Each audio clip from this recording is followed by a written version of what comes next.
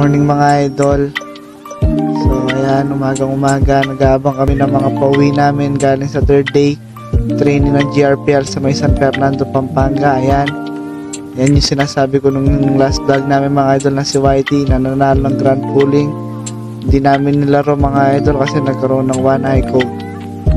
Ayan, dito mga idol na tinitingnan namin yung kung sino yung mga nag-pooling or nag-clock para sa pooling namin, tsaka sino na yung mga nauna. Dito mga idol, dumating na yung unang pauwi namin. Yung hindi pa nakapuling mga idol, si Blue Bar. Ayan, hindi man siya pagod mga idol, tumukod lang mga idol. Ayan o, walang kahit anong nangyari sa kanya. Yan mga idol, si Lokman no?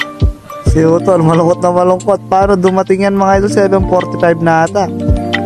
So, ayan, dyan pinapagalitan namin siya kasi hindi siya umuwi agad mga guys. Tumatambay muna, baka nag-SB muna to eh.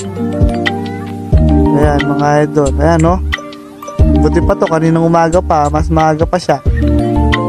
Yan mga idol, yung pangalawang pauwi namin, si Kisame, yung hawak ni Utol dun sa basketing nung isang gabi mga idol. Yan siya mga idol. So, yung inaasahan namin uwi ng maaga, pero wala, ganun talaga mga idol.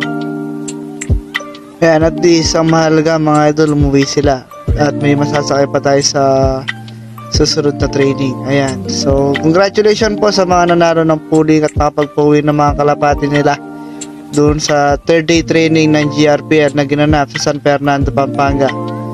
Fourth day ng training mga idol, baka gaganapin yan sa Maya Palit, lalayo ng konti sa San Fernando mga idol. Ayan, kita-kits ulit tayo sa susunod na vlog mga idol. Ayan, nung last na pauwi namin dito guys, yung red check. Yung isang check guys, umuwi na ng kinabukasan, di na namin na video. Ayan. So yun guys, kita-kits sa susunod na vlog.